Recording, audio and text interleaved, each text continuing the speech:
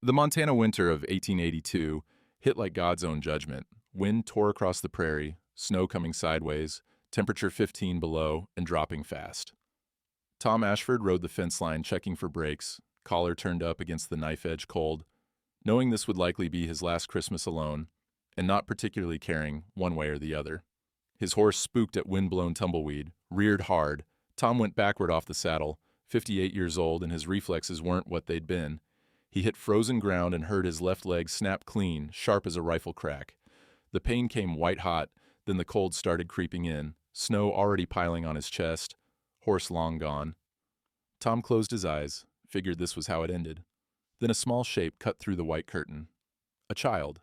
Girl, maybe 9 years old, face half frozen, pulling him by the armpits towards shelter he couldn't see. "You Tom Ashford?" she asked, breath coming hard. "My pa said find you if trouble came." The line shack was barely standing. 4 walls, dirt floor, stove that hadn't been lit in months. Clara dragged Tom inside, his legs screaming with every bump over the threshold. She was small, couldn't have weighed more than 70 pounds soaking wet, but she moved with purpose. No wasted motion. She got the stove door open, found kindling in the box, struck a match on the first try. Her hands didn't shake. Tom watched through a haze of pain as fire caught, as smoke started drawing up the pipe. The girl pulled fence slats from outside, snapped them across her knee like they were nothing, bound his leg with strips torn from her own petticoat, tight and precise. Someone had taught her.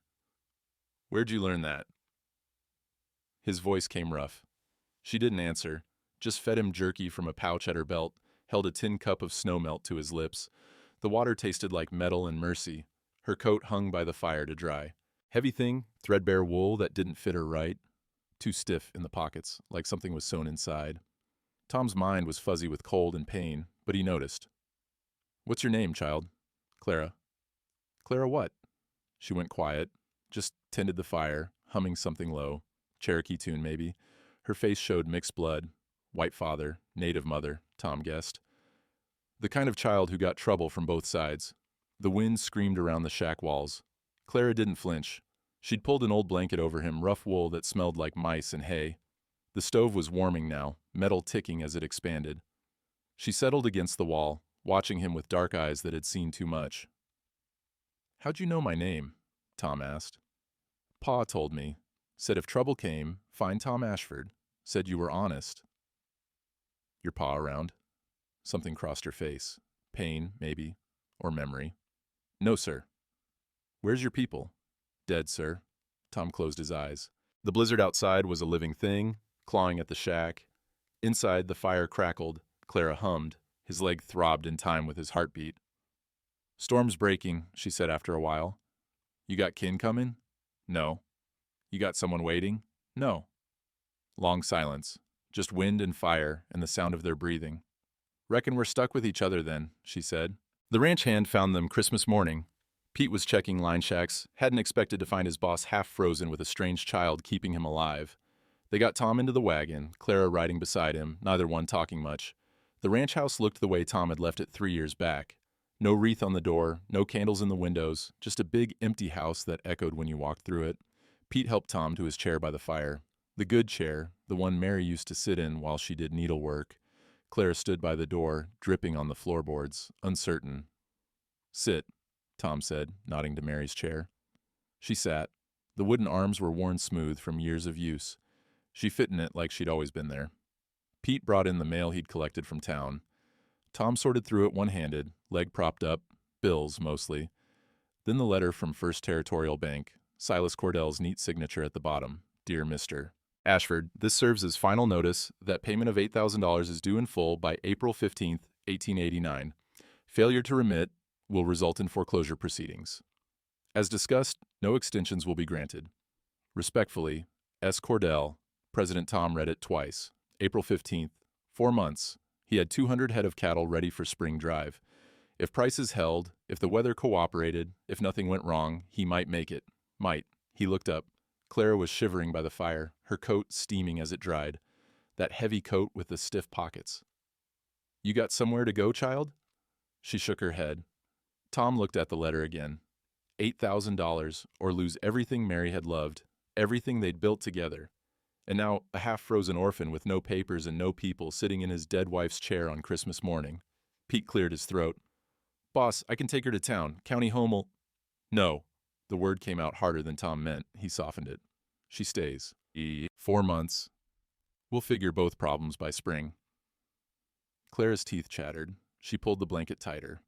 Outside, the wind had died down. The blizzard was over. But Tom had the feeling that something else was just beginning. Tom's leg took 2 weeks to heal enough for riding. Clara stayed quiet those days, helping around the house without being asked. She could cook better than he could, knew how to mend clothes, moved through the rooms like a ghost, trying not to be noticed. Early January, he took her into Cedar Bend for proper winter clothes. She wore the same threadbare dress she'd had in the blizzard, that heavy coat hanging wrong on her small frame.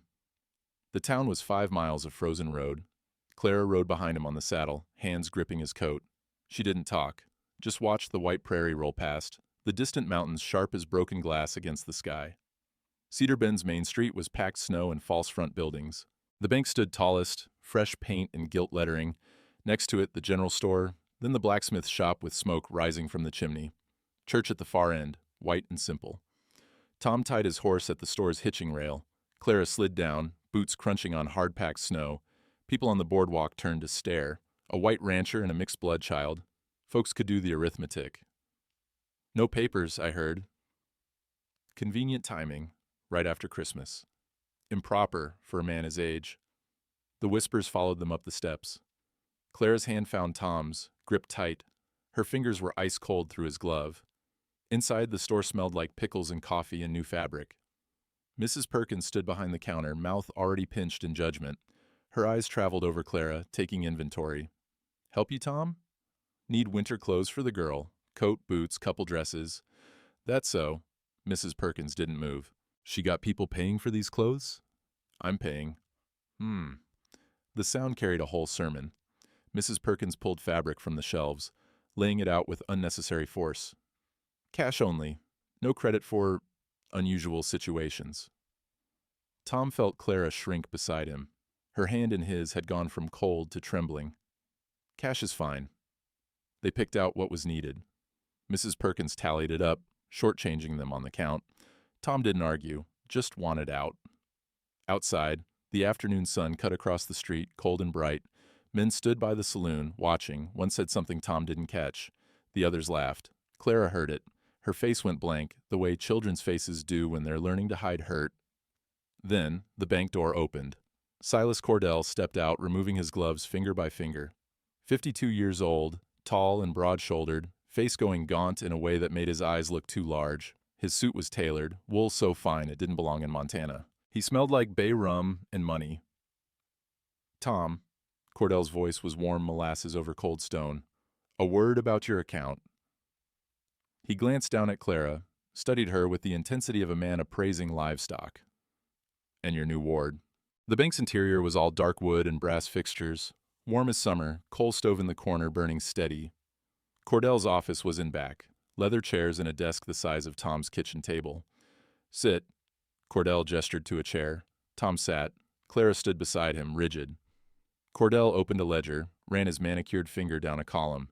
His nails were cleaner than any working man's had a right to be. "There's been an error in your account, Tom. An unfortunate oversight." "What kind of error?" "The loan documentation shows an amendment dated last July. Interest adjustment clause. The balance isn't $8,000. Cordell turned the ledger around. "It's $12,000. The number sat there on the page, black ink in careful script. Below it, Tom's signature. Except it wasn't his signature. Close, but the capital A in Ashford was wrong. He made his A with a sharp peak. This one was rounded. "That ain't my signature." "It's in our ledger, Tom, witnessed by our clerk." Cordell tapped the page. "What does a rancher's word matter against bank records?" Tom's hands curled into fists under the desk. His leg throbbed where it had healed crooked. "I can't pay $12,000 by April." "I'm aware." Cordell leaned back, fingers steepled. "Which brings us to a solution. I've been thinking about your situation. A man your age alone, trying to work a ranch. It's too much. And this child," he nodded at Clara, "she needs proper care, education, a stable home. She's got a home." "Does she?" Cordell smiled, thin and sharp. Or does she have a temporary arrangement with a man who can barely feed himself? The clock on the wall ticked. Outside, a wagon rumbled past. Claire's breathing was the only other sound, quick and shallow. "Here's what I propose," Cordell said. "I adopt the girl, provide her a proper upbringing. In exchange, I forgive 4,000 of your debt. You'd only owe 8,000, the original amount. Manageable, perhaps, with a good cattle drive." Tom looked at Clara. She stared at the floor, face unreadable. "And if I say no?" "Then the full 12,000 is due April 15th. You'll lose the ranch. The girl will end up in county care anyway." Cordell opened his hands, reasonable as Sunday morning. "This way, everyone benefits. She gets a real home. You get a fighting chance." Tom stood. His legs screamed, but he didn't show it. "We're done here." "Tom, I said we're done." He took Clara's hand. She followed him out through the bank, past the clerk's curious stare, into the cold street where their breath smoked in the air. They were halfway to the horse when Cordell's voice carried from the doorway. "Think about my offer, Tom. The girl for your ranch. You have until April 15th. Clara's hand tightened in his. Tom didn't look back, just untied the horse, lifted Clara into the saddle, and headed home. The ride back was silent except for wind and hoofbeats. Tom's mind worked the numbers. 12,000. Even if he sold every head of cattle at top dollar, he'd fall short. Cordell had him trapped neat as a rabbit in wire, and the way the banker had looked at Clara, not with kindness, but with calculation, like she was a piece of property he needed to acquire. Clara spoke once, voice small against the wind. "I'm sorry." "For what?" "Causing you trouble." Tom didn't answer right away, just watched the frozen prairie roll past, the sun dropping toward the mountains. "Ain't your fault men like Cordell exist," he said finally, "and I don't bargain with children's lives." But as the ranch house came into view, dark and cold against the winter sky, Tom wondered if his principles were a luxury he could no longer afford. The week after town, Tom needed horseshoes. His gelding had thrown one on the frozen road, and the other three were wearing thin. He could have asked Pete to handle it, but he wanted Clara out of the house. She'd been too quiet since Cordell's offer, moving through rooms like she was trying to disappear. Dutch Kowalski's forge sat at the edge of Cedar Bend, far enough from the fancy buildings that soot and smoke wouldn't offend delicate sensibilities. The sound reached them first, hammer on anvil, steady as a heartbeat, then the smell, coal smoke and hot metal and horse sweat all mixed together. Dutch stood at his anvil, sleeves rolled up despite the cold, muscles working as he shaped a red-hot horseshoe. He was 45, built like the iron he worked, with hands scarred white from old burns. When he saw Tom, he set down his hammer. "Tom Ashford, been 3 years." "About that." Dutch's eyes moved to Clara. "This the girl folks are talking about?" "This is Clara." Dutch nodded, no judgment in his face.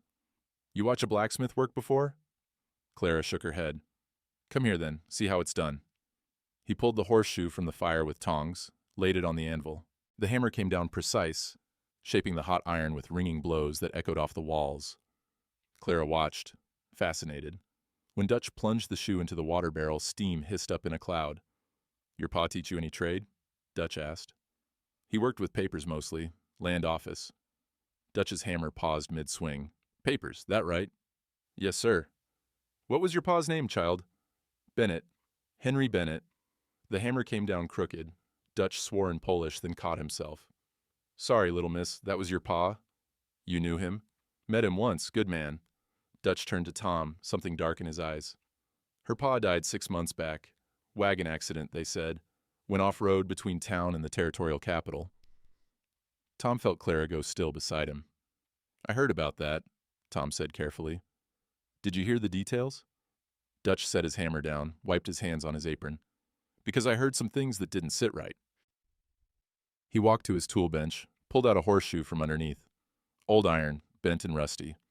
This came off Bennett's wagon. Sheriff asked me to look at it, see if maybe a break caused the accident." Dutch held it up to the light from the forge.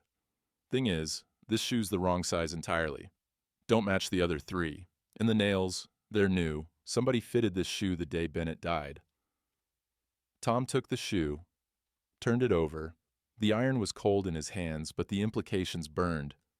"You saying—" "I'm saying a man don't accidentally fall off a road with wrong horseshoes fitted. Not a man who worked with land papers and knew which signatures were real and which ones weren't." Dutch looked at Clara, his voice gentle.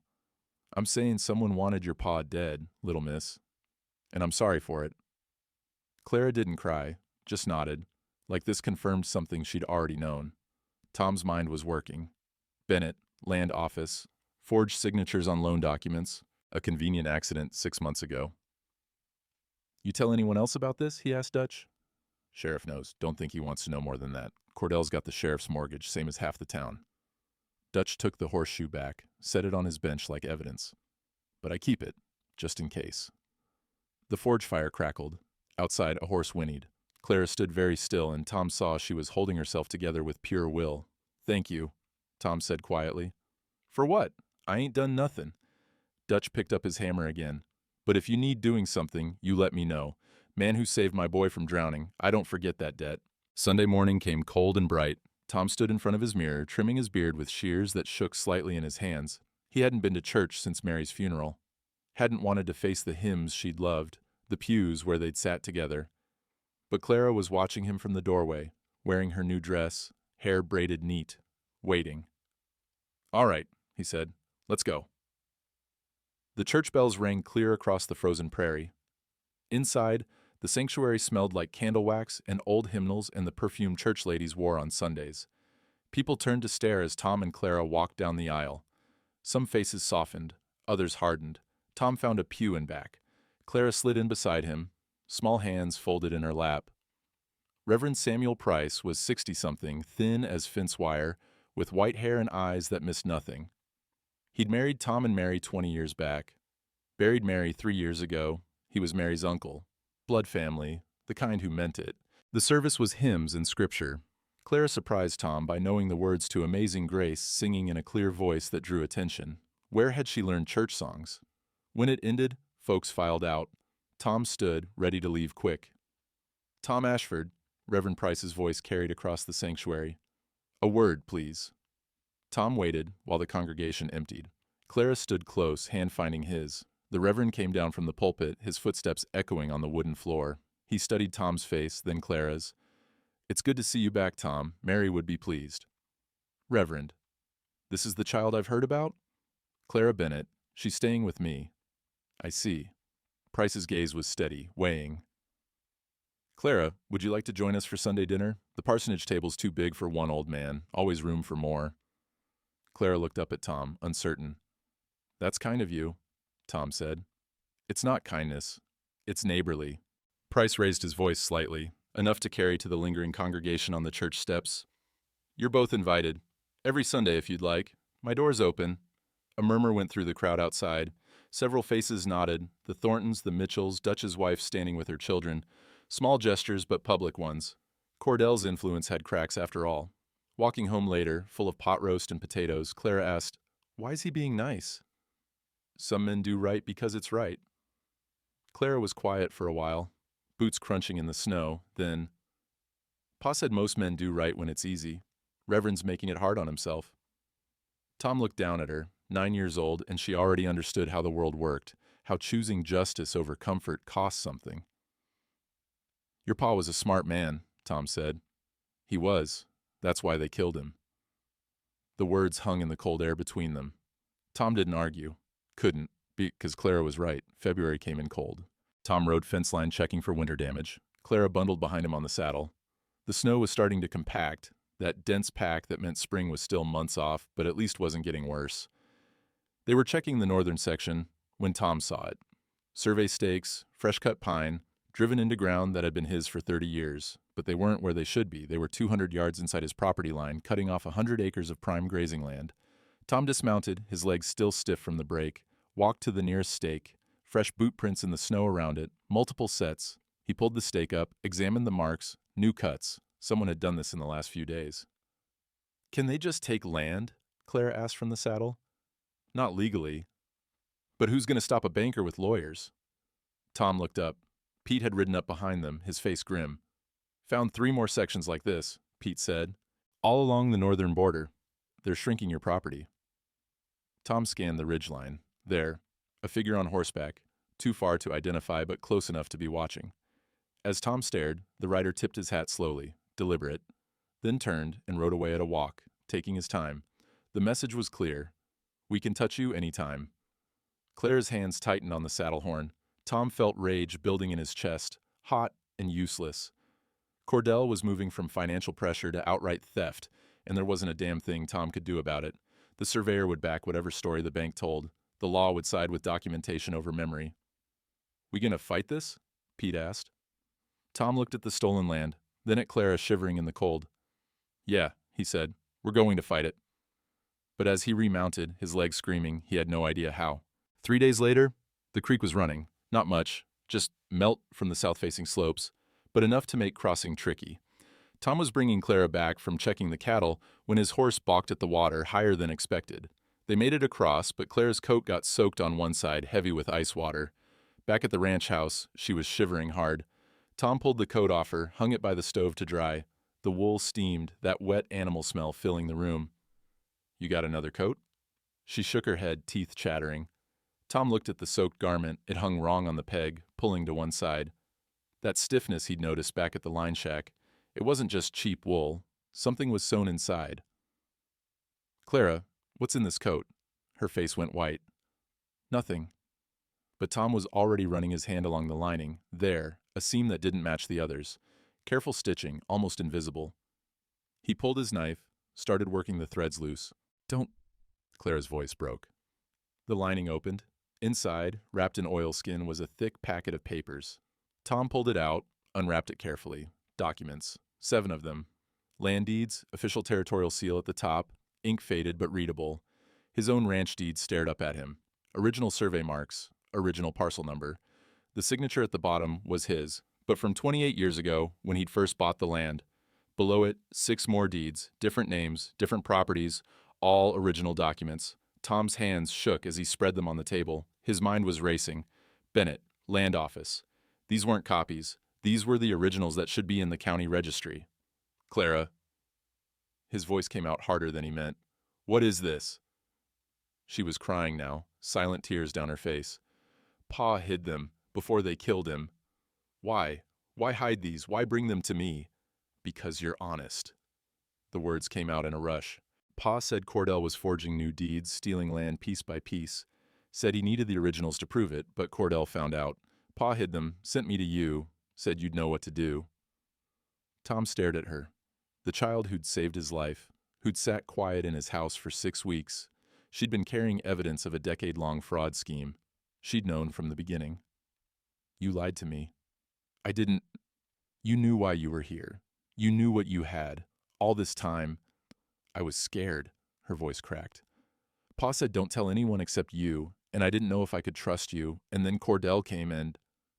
Hoofbeats outside. Multiple horses. Tom moved to the window. Sheriff Davies and 2 deputies. Behind them, keeping his distance, Silas Cordell sat on his black gelding, watching. Tom looked down at the deeds spread across his table. Evidence of fraud that could bring down Cordell's entire operation.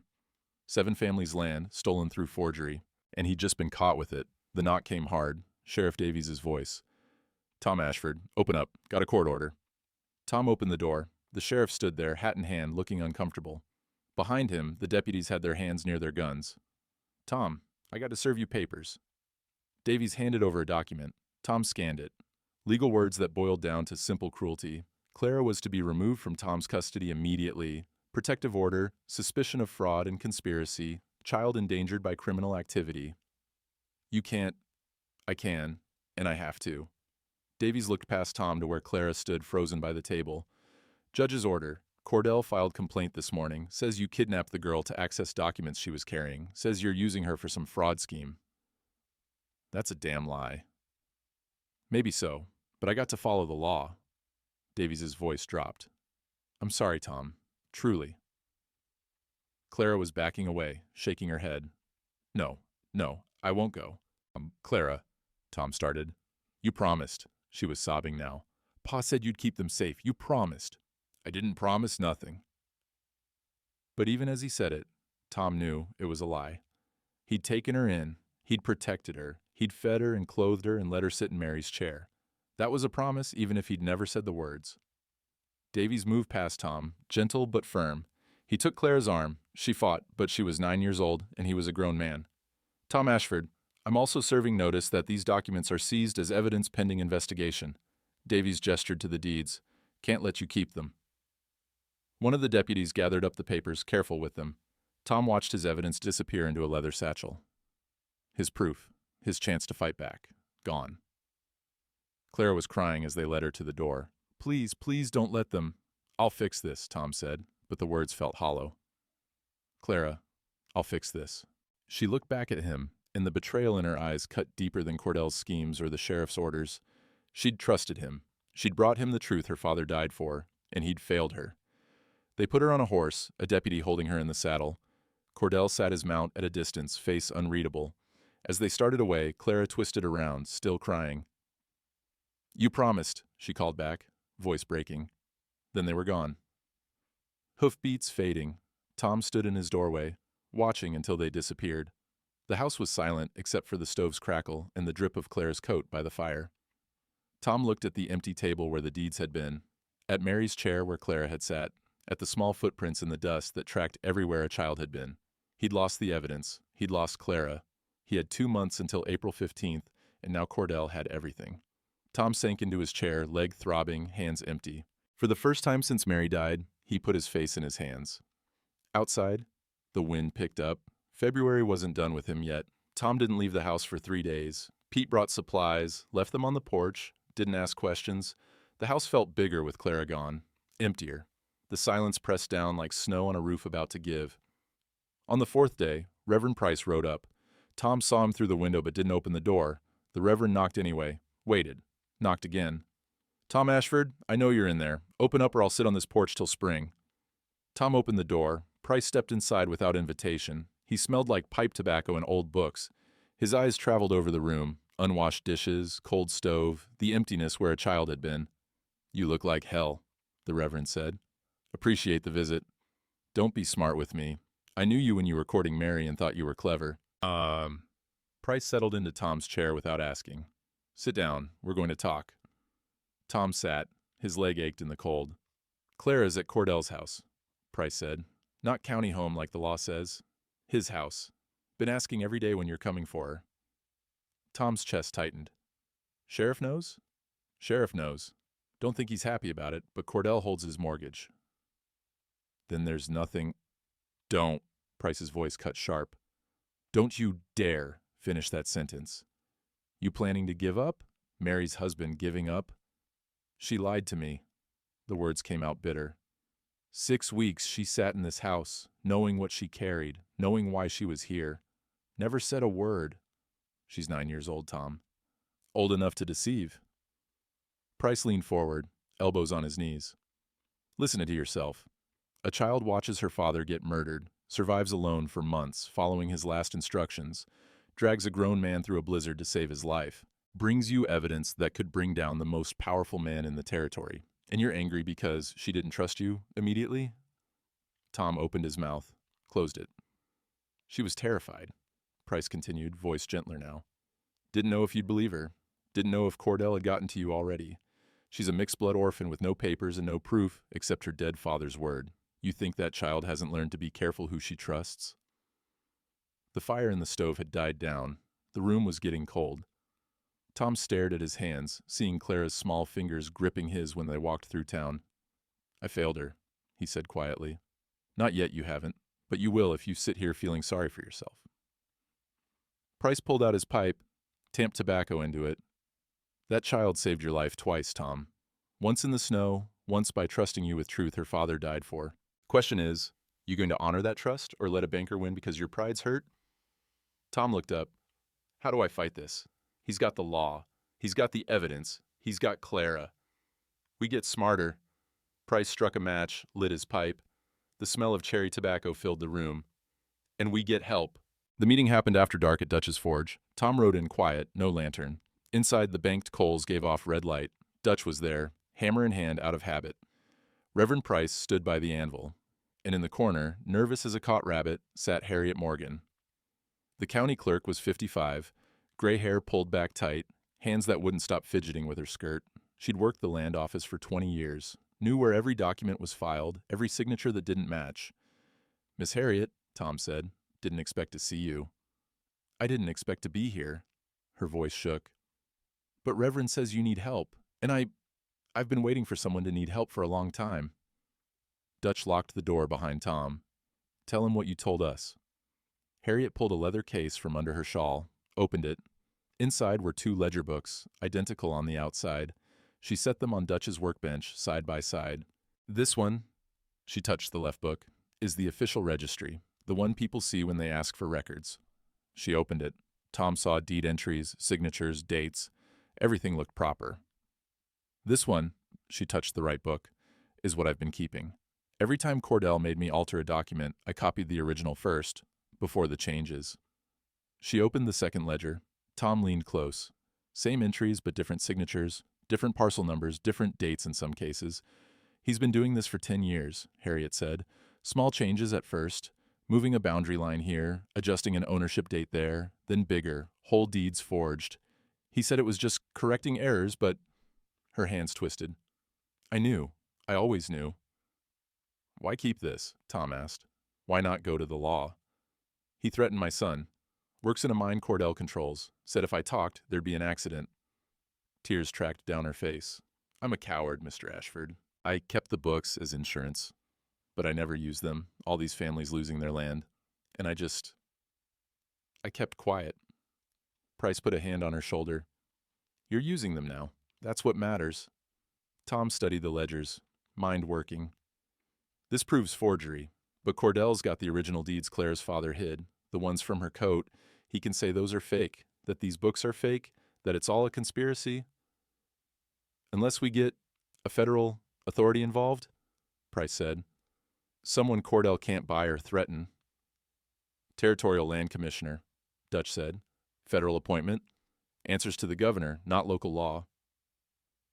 I know someone, Price said quietly. James Whitmore. We were seminary students together, 40 years back. He's the commissioner now.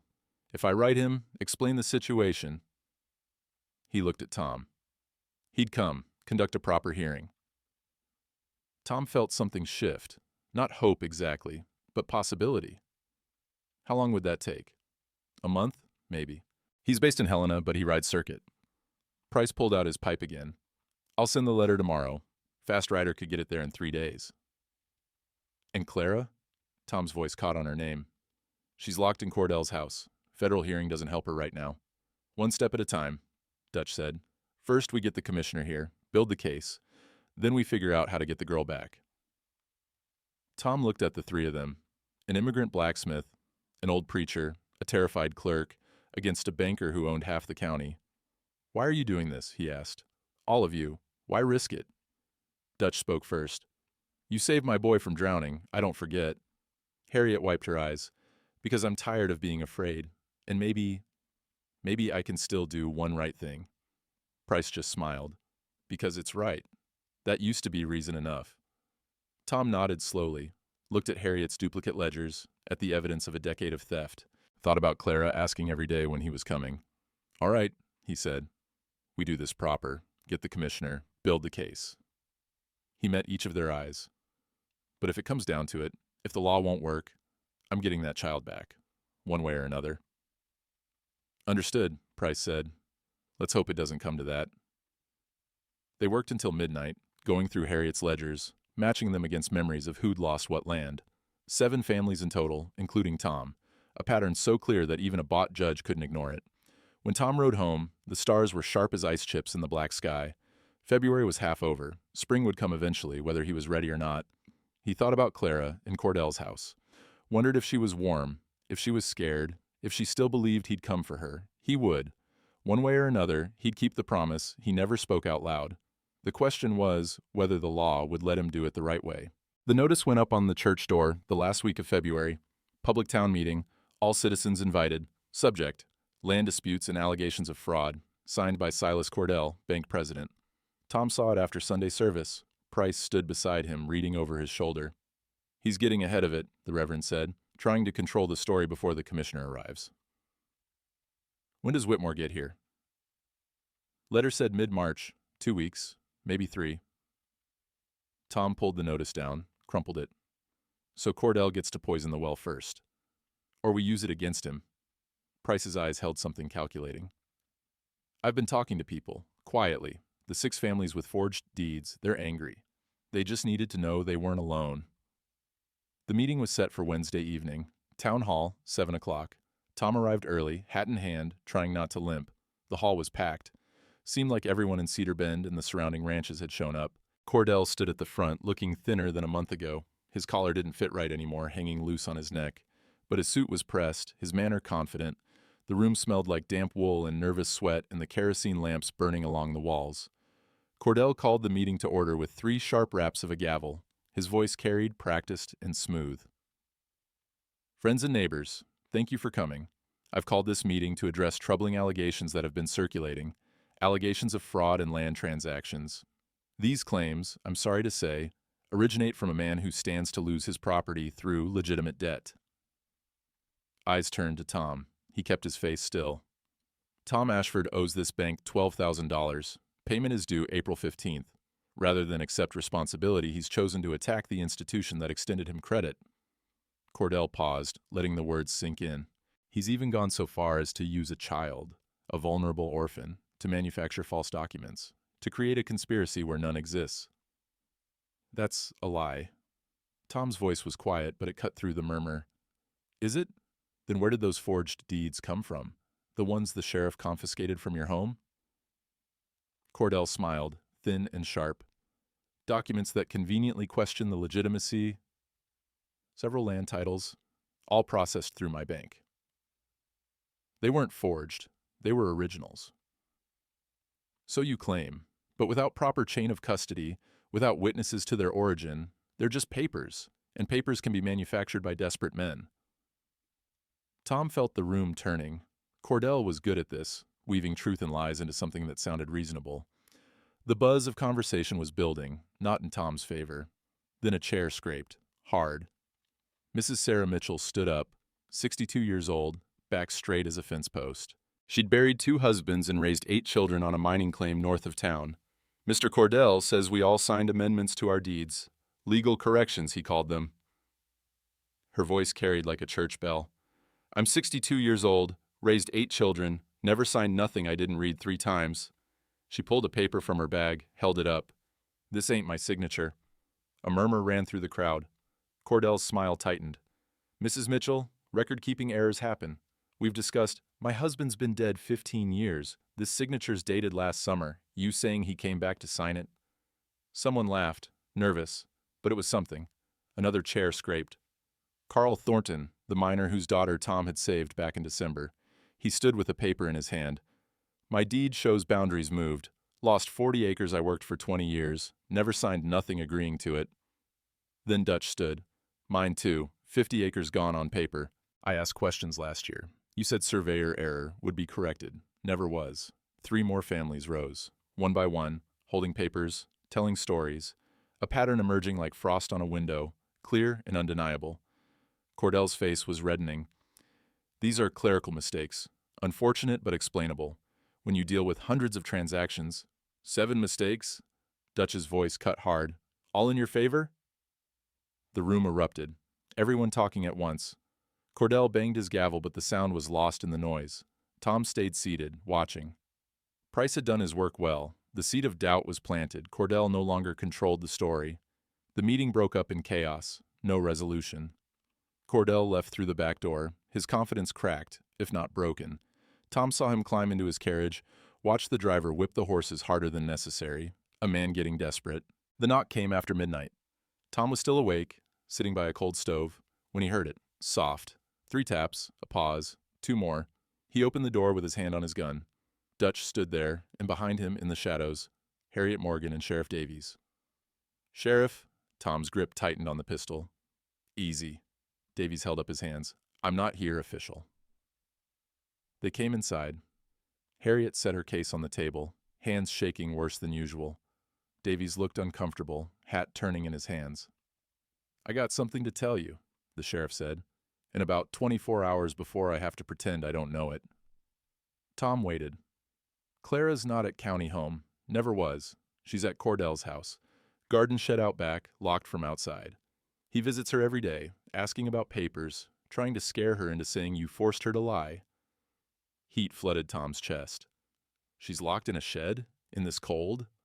Has a stove, food, but yeah, locked in. Davies met his eyes. It's illegal as hell. Child should be in proper custody. But Cordell's got the judge convinced she's material evidence, needs to be kept secure.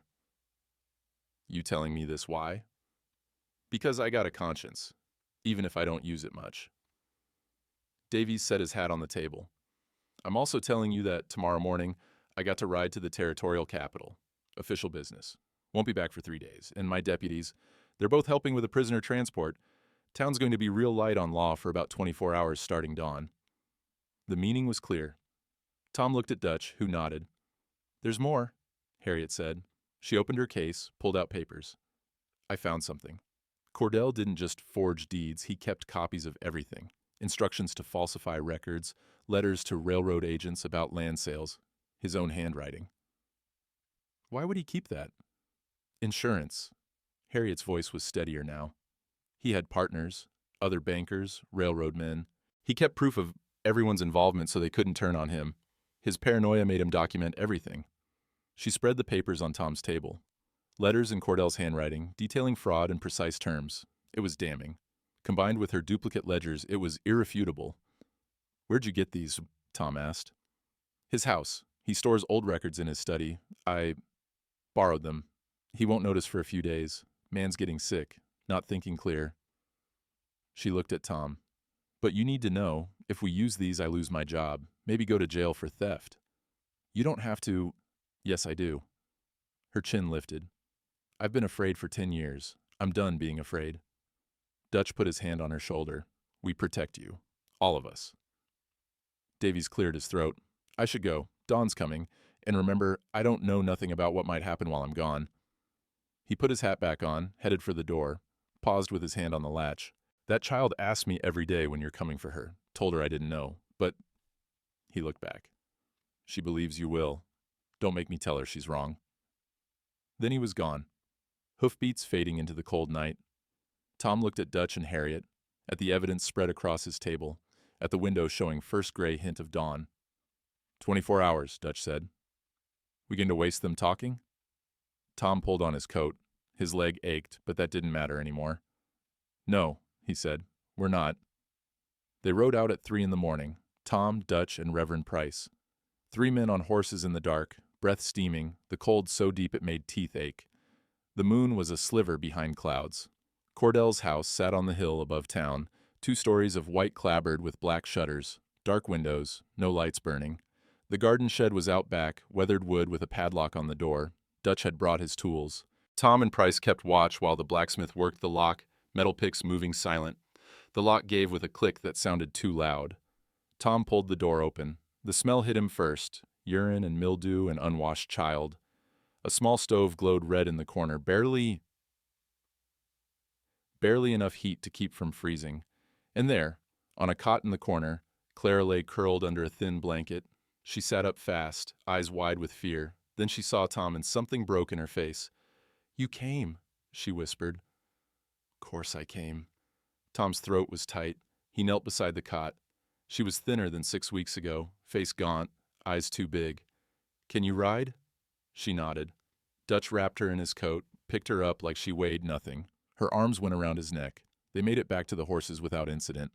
Tom lifted Clara onto his saddle, climbed up behind her. She was shaking, cold or fear or relief, he couldn't tell. Where are we going? She asked as they rode. My place. Get you warm. Then what? Her voice was small. They'll just come get me again. Tom didn't have an answer for that.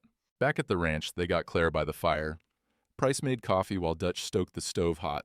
Tom found bread and jerky, watched her eat too fast, the way starving things do. When the color came back to her face, when the shaking stopped, Tom sat down across from her. We got maybe 6 hours before Cordell knows you're gone. After that, they'll come looking. I'm thinking we ride for the territorial border. Montana territory's big. We can... No. Tom blinked. Clara. No. Her voice was stronger now. We run. Cordell keeps stealing. 6 more families lose land. Everyone who trusted you, Dutch, Harriet, Reverend, they'll be in trouble for helping. You're 9 years old. This ain't your fight. It's been my fight since they killed my pa. Her dark eyes held his. If we run, Pa died for nothing. All those papers he hid, all his warnings, it's all wasted. Better wasted than you dead. You taught me doing right cost something. I never... You did. Every time you stood up to Cordell when it would have been easier to bend. Every time you took me to town, even though people talked. Every time you... Her voice cracked. You showed me. Now you want to run? Dutch and Price stood by the door, watching. Neither one spoke. Tom looked at Clara, this child who'd dragged him through a blizzard, who'd sat quiet in his house for weeks, who'd survived locked in a shed without breaking. She was right. Running was the easy path, the safe path, but it wasn't the right path. All right, he said finally. We stay. We fight. Clara nodded, satisfied. Then she leaned against him, exhausted. Tom put his arm around her thin shoulders, felt her breathing slow. What's the plan then? Dutch asked. Commissioner arrives in 3 days, Price said. We need Clara safe until then, and we need to make sure Cordell can't just grab her again. Public place, Dutch said. Somewhere he can't touch her without witnesses. Church, Price decided. I'll put her in the parsonage. Anyone wants to take her, they go through me first. And they do it in front of God and everybody. Tom looked down at Clara. She'd fallen asleep against his shoulder, trust absolute. 3 days, he said. We can hold 3 days. Then what? Dutch asked. Then we brand the cattle, Tom said, and we make Cordell watch. March 10th came with cold rain that turned the roads to mud. The sky was low and gray, clouds pressing down. But Tom's northern pasture was packed with people anyway. He'd sent word the day before. Public cattle branding, all welcome. Come see the Circle A mark put to 200 head before the spring drive. They came. The 6 families with forged deeds, Dutch and his workers. Half the congregation from Sunday service. Even some of Cordell's bank customers, curious what this was about. Clara stood beside Tom, wrapped in a new coat Price's congregation had bought her. She'd been staying at the parsonage for 3 days, sleeping in the spare room, eating at the communal table. Safe, for now. Tom's men had the cattle in the holding pen. The branding fire burned hot, 3 irons heating in the coals, the smell of burning mesquite mixed with rain and mud and cattle. Why are we doing this? Clara asked. You'll see. Tom pulled the first iron from the fire. Circle A, glowing orange-red, heat wavering off the metal. Pete in another hand wrestled a calf to the ground, held it steady. Tom pressed the brand. The sizzle was immediate, loud. The smell of burning hair and hide filled the air, the calf bawled. Tom held the iron firm for a 3 count, then pulled it away. The mark sat perfect on the hide. Permanent, undeniable. A man can forge a signature, Tom said, loud enough for everyone to hear. Can't forge this. He handed the iron to Dutch. You next. Mark your own cattle with witnesses. Let everyone see. Dutch understood. He pulled his brand from his wagon, the K inside a horseshoe, heated it, marked his 3 head with the crowd watching. Then Carl Thornton. Then Sarah Mitchell. One by one, the families whose land had been stolen branded their cattle in public view. Each brand witnessed, each mark permanent. Clara watched it all, understanding dawning on her face. This wasn't about cattle. This was about proof. Physical reality that couldn't be altered with forged papers. Reverend Price moved through the crowd with a ledger, writing down names and brands and witness signatures, building a record Cordell couldn't touch. Tom was heating his iron for the 5th calf when a carriage appeared on the ridge. Black paint, brass fixtures, Cordell's carriage. The banker climbed out slow, moving like his joints hurt. He was thinner than a month ago, collar hanging loose, skin going yellow at the edges, sick, getting sicker. But he came down to the pin anyway, mud sucking at his polished boots. Quite a show, Tom. Public branding, legal and proper. Is it? Cordell's eyes moved over the crowd. Or is it theater, performance to distract from theft and fraud? The only fraud here is yours. Tom lifted another red-hot iron. These brands prove ownership. 30 years, some of them, longer. Can't fake that with altered papers. Papers are what matter. Papers are law. Not when the papers are lies. Tom pressed the iron to hide. Sizzle, smoke, permanent mark. Truth leaves, marks lies can't fake. Cordell's face tightened. He looked at Clara, standing close to Tom. The girl should be in custody. She's in the Reverend's custody, legal guardian, approved by church authority. Price stepped forward. You want her? File proper papers. Stop locking children in sheds. A murmur went through the crowd. That story had gotten around. Cordell's sick grip on the child, the locked garden shed. Cordell's hand shook slightly. He noticed, pulled it behind his back. "This isn't over," he said. "No," Tom agreed. "It's not. Commissioner Whitmore arrives tomorrow, then we'll see whose papers matter." Cordell turned, walked back to his carriage. The mud clung to his expensive boots, pulling at him. He looked smaller somehow, diminished. The branding continued. Tom worked until his arms ached, until all 200 head wore the circle A. The crowd stayed, watching, witnessing. When the last calf was marked, Reverend Price held up his ledger. "Witnessed and recorded," he announced. "These brands, these marks of ownership, they're as real as the land they graze on, and no banker's paper can change that." Applause rippled through the crowd, quiet at first, then louder. Tom looked at Clara. She was smiling, really smiling, for the first time since the shed.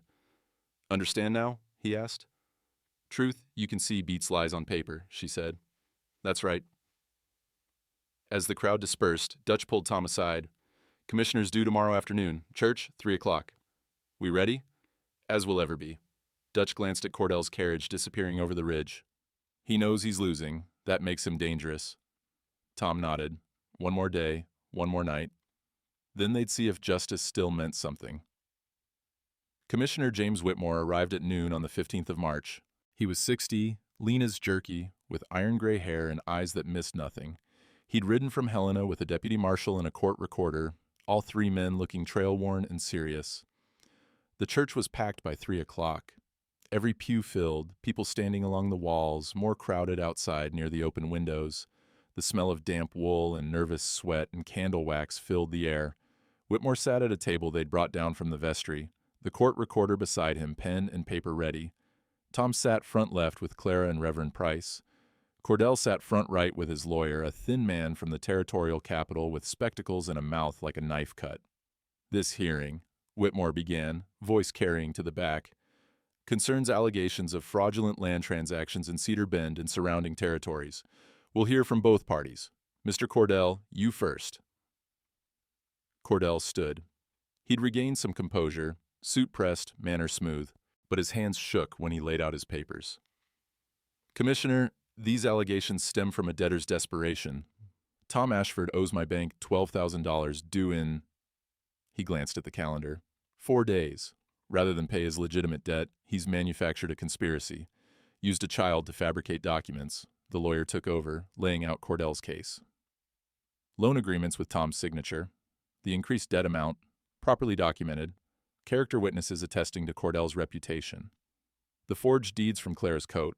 No proper chain of custody. No way to verify their authenticity. It was smooth, professional, almost convincing." Whitmore listened, making notes. When Cordell finished, he nodded. "Mr. Ashford, your response." Tom stood. His leg ached, but he didn't show it. He laid out the original deeds, the ones from Clara's coat, on the table. "These are originals. Territorial Land Office stamps from 1858 through 1878, paper stock matches period records." Whitmore picked one up, examined it close, held it to the light. His expression didn't change.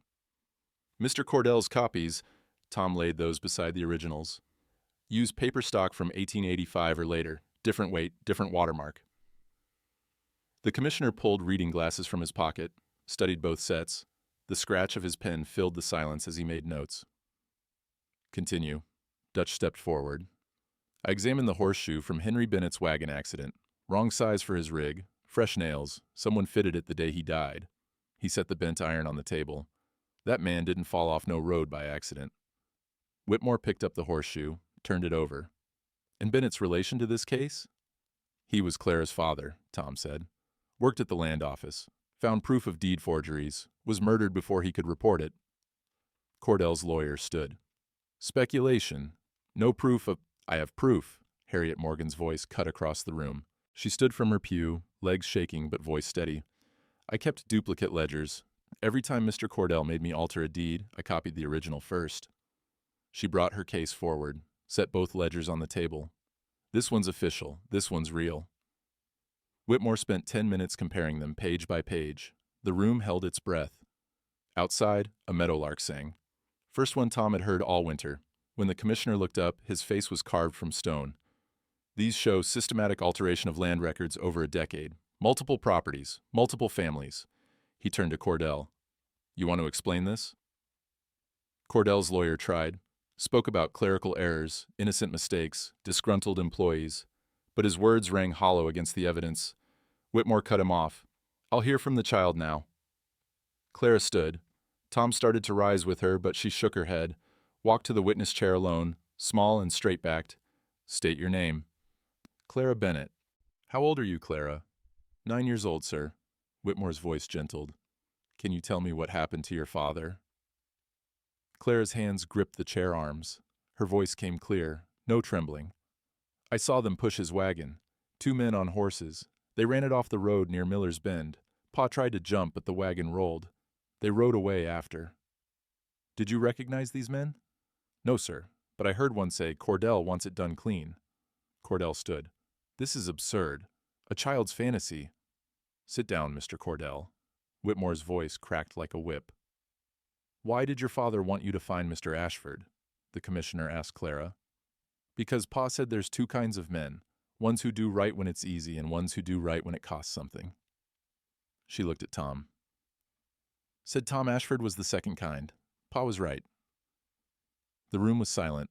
Even the meadowlark outside had stopped singing. Whitmore made a final note, looked at Cordell, at his lawyer, at the evidence spread across the table. Based on testimony and physical evidence presented, I find credible proof of systematic fraud in land transactions. The original deeds brought by Miss Bennett are authenticated by paper stock analysis. The duplicate ledgers show intentional falsification of public records. Witness testimony supports conspiracy to defraud multiple parties. He stood.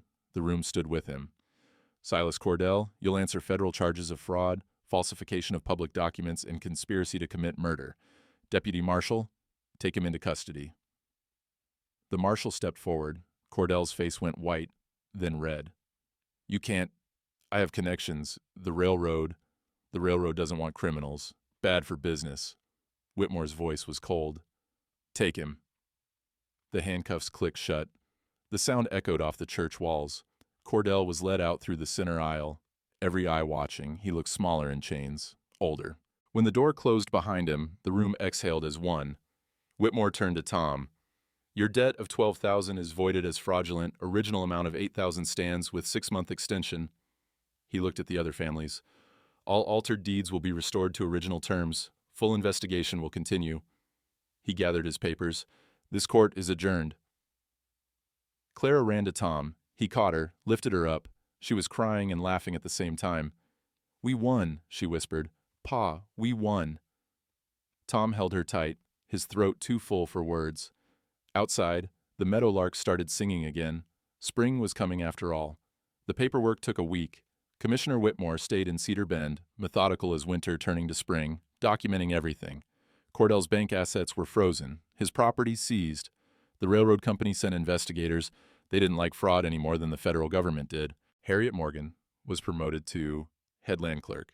The territorial governor's letter arriving with official seal and congratulations for her courage.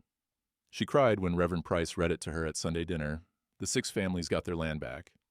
Original surveys, original boundaries, papers filed proper this time, witnessed by a federal marshal and signed by the commissioner himself. Tom's debt went from $12,000 back to $8,000 with 6 months to pay. Turned out he didn't need it. The cattle drive brought in $9,000. Good prices, good weather, everything working the way it should when men dealt honest. On April 20th, Tom rode to the territorial capital with Clara and Reverend Price. Filed adoption papers in the federal courthouse. Judge asked Clara if she wanted this. She looked at the judge like he'd asked if she wanted to breathe. Yes, sir. He's my pa now. The gavel came down, made it legal what had been true since Christmas Eve. The first calf came on April 25th. Tom woke to Pete pounding on the door saying they had a heifer in trouble. Dawn was just breaking, cold and clear, the kind of morning that smelled like mud and possibility. Clara pulled on her boots, followed Tom to the barn without being asked. She'd been doing that more, following, helping, learning the ranch work the way a daughter would. The heifer was young, first calf, struggling. Tom talked her through it, hands steady, voice calm. Clara held the lantern, watched everything, asked questions that showed she was thinking. When the calf slid out in a rush of fluid and blood, when it took its first shaking breath, Clara's face lit up like sunrise. Can I name her? It's a ranch. We don't usually... Tom looked at Clara's expression. Yeah, you can name her. Hope. no hesitation. Her name's Hope. The calf struggled to stand, legs splaying, mother lowing encouragement. It took 3 tries before she got all 4 legs under her. Then she stood there, wobbly and perfect, new life in the spring morning. Come here. Tom showed Clara how to check the calf over, making sure everything worked right. Her hands were gentle, careful. You're going to help me run this ranch someday. Really? I'm counting on it. She smiled, not the survivor's grimace she'd worn through winter, a real smile, the kind children should wear. They walked back to the house as the sun cleared the mountains. The prairie was turning green, first grass pushing through winter-killed stubble. Clara's garden, Mary's garden really, but Clara had claimed it, was already sprouting. She'd planted it 3 weeks back with seeds Reverend Price's congregation had given her. At the porch, Dutch was waiting with something wrapped in burlap. He pulled it away to show a gate, new carved, the wood still smelling like fresh pine. For the ranch entrance, he said, thought you might like it. The carving read, Ashford and Daughter. Tom's throat went tight. Clara ran her fingers over the letters, tracing her new last name. It's perfect, Tom said. They hung it that afternoon, the 3 of them, Tom, Clara, and Dutch. When it swung on its new hinges, solid and true, something settled in Tom's chest. A weight he'd carried for 3 years, finally set down. That evening, Clara set 2 plates at the table. Tom watched her move around the kitchen, humming that Cherokee tune she'd hummed in the line shack. His coat hung by the door. Next to it, Clara's, the old one, the one that had carried her father's legacy. They'd kept it, empty now, but honored.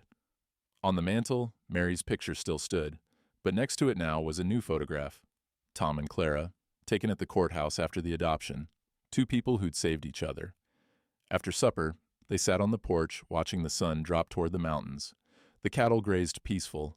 The wind was warm for the first time in 5 months. Meadowlarks sang in the grass. You think Pa would be proud? Clara asked. I think your pa knew exactly what he was doing when he sent you to me. Tom put his arm around her shoulders. And yeah, I think he'd be proud. She leaned against him, her head fitting just under his chin. They sat there until the stars came out, until the spring night wrapped around them like a promise kept. Inside, 2 plates waited on the table. Outside, the lupines were starting to bloom on the hill where 2 graves stood, Mary and the marker for Sarah Nighthawk, Clara's mother. Some debts, Tom had learned, you pay forward instead of back. The meadow would be purple with flowers soon, purple as a promise kept. Spring came slow to Montana that year, like it wasn't quite sure it was welcome after such a hard winter, but it came all the same, the way truth does. Patient, inevitable, wearing down what stands against it. Tom Ashford was 58 years old before he learned that family wasn't what you were born into, but what you chose to build when the blizzard finally broke. A man spends most of his life thinking he knows what matters. Land, legacy, the weight of years on his shoulders. Then a scrap of a girl drags him through the snow, and suddenly all those certainties melt like April ice. The ranch would go on. 2,000 acres of Montana prairie, cattle wearing the Circle A brand, fences mended and gates swinging true. But that wasn't the legacy anymore. Not really. The legacy was Sunday dinners where laughter echoed in rooms that had forgotten the sound. It was a child's voice reading aloud by lamplight, stumbling over big words and proud when she got them right. It was the way Clara said "Pa" now when she meant him, and how his heart didn't hurt quite so much when he thought about Mary. Cordell went where men like him eventually go, traded his tailored suits for prison gray. The land he'd tried to steal flourished under the care of families who'd nearly lost it. Dutch still hammered iron into honest shapes at his forge. Reverend Price still preached about how justice and mercy were 2 names for the same thing when you got down to it. And on a hill overlooking the Ashford spread, 2 graves stood side by side, Mary and the marker Tom had placed for Sarah Nighthawk, Clara's mother. Some debts, he'd learned, you pay forward instead of back. The meadow was thick with lupines that spring, purple as a promise kept.